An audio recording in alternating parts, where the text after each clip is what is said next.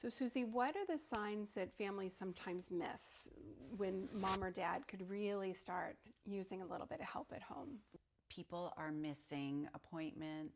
They might be forgetting to do things that they wouldn't normally forget, like taking medication, forgetting regular maintenance things, self-care.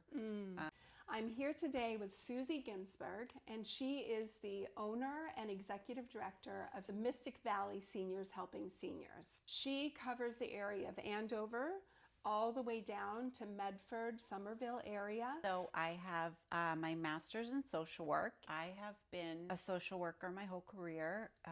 Started in healthcare advocacy, really. I started as a discharge planner. Essentially decided to leave a corporate setting. Wound up falling in love with the concept of seniors helping seniors.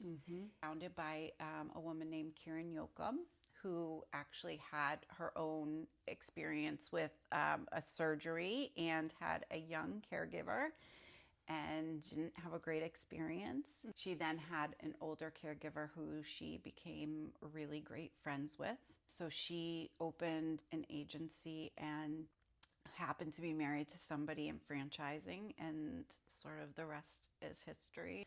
In the last several years have made a big push to broaden the business based on the big need for more care for seniors all over the country. I really wanted to find a way to use my advocacy skills to help people. I have a dad who is amazing. He's 86 and he's independent still, and he's married to another fiercely independent person, but you know, someday they'll need help. I really want to do something that will have an impact. Want to make sure there's care for them. And unfortunately, I lost my mom to cancer 17 years ago. And, you know, the process of finding care, I still remember the hospice nurses that came in. When I was thinking about what I was going to do with the rest of my life, I really wanted to do something that would make a difference to people. And a lot of people today, I think, don't realize there's a lot of aging people, and we don't necessarily have a good plan in place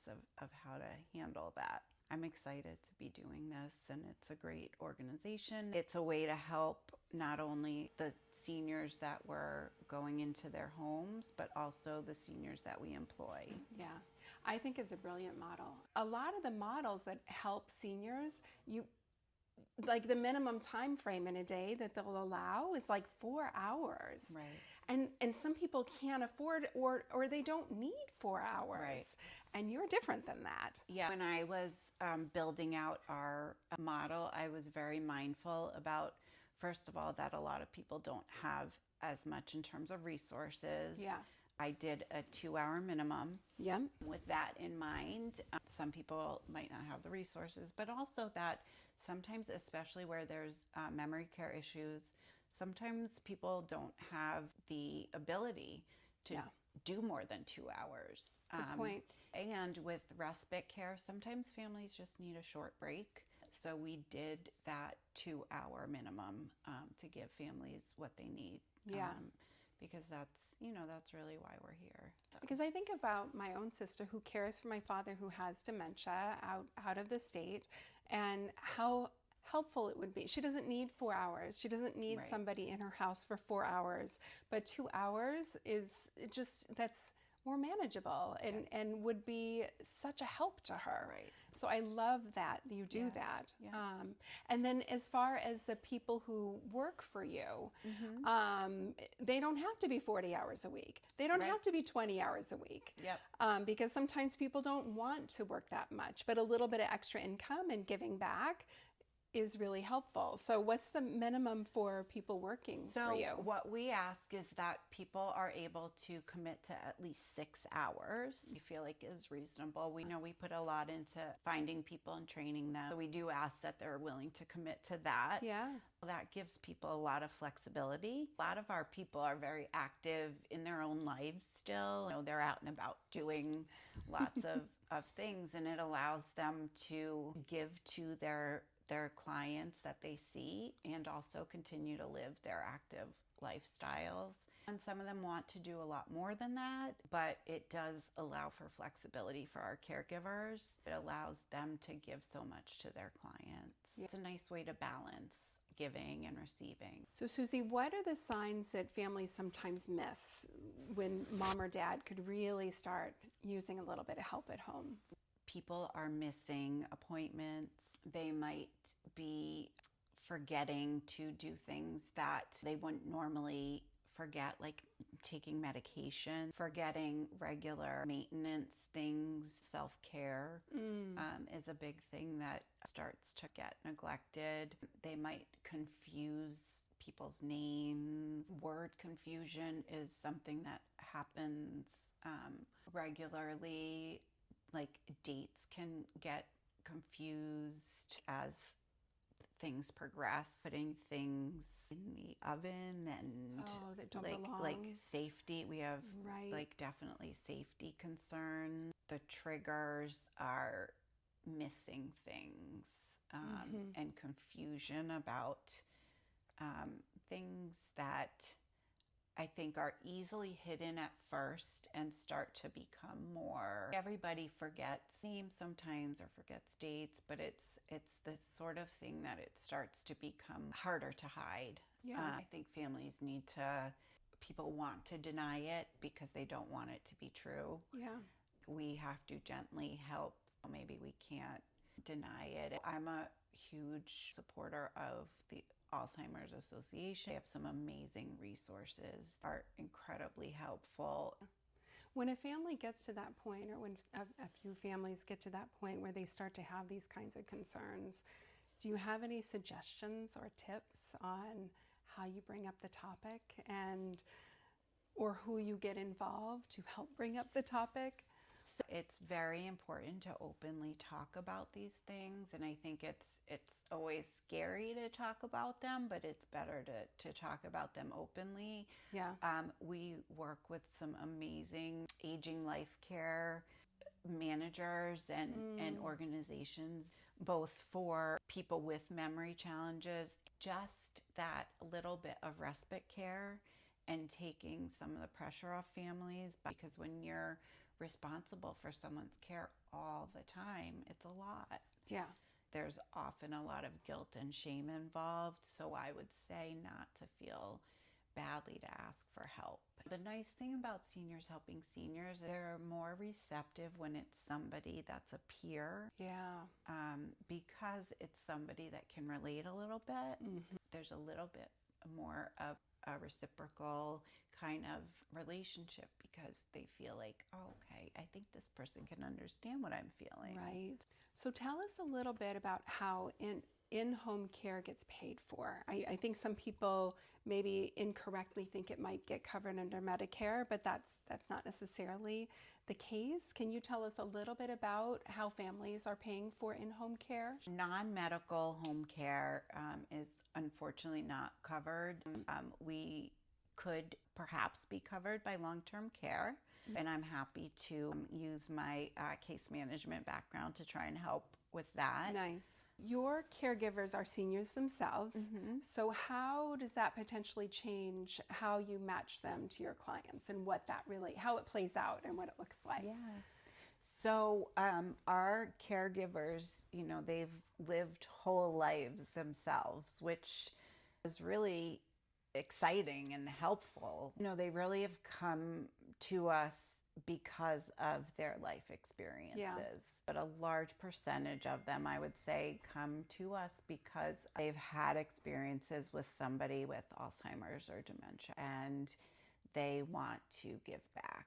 It makes them special and suited to be a caregiver. With my social work background, I think I'm a good judge of character, and I interview everyone. We're very selective about the people that we hire. We do thorough background checks. We check driving records as well, because sometimes our people drive our clients and do errands and take them to doctor's appointments. We very thoroughly vet our people. The people that we hire are very reliable. They're not doing this just as a job. They're doing this as passion and because they really want to. We don't have sort of no-shows the way that other agencies might have. It makes matching people a little bit easier because they are doing this because they truly care and they want to touch people's lives. They're looking for companionship too. It's really nice to see the relationships that develop. That's really how seniors helping seniors has grown to be what it is.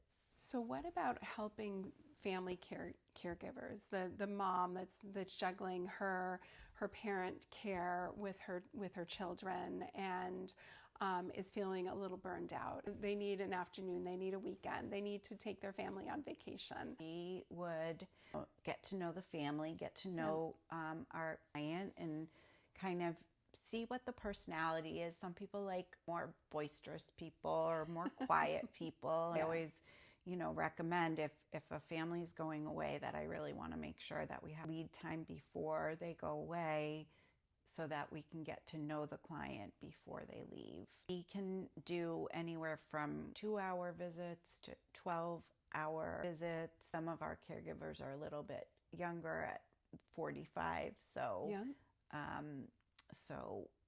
sometimes we have clients that need some help around the house.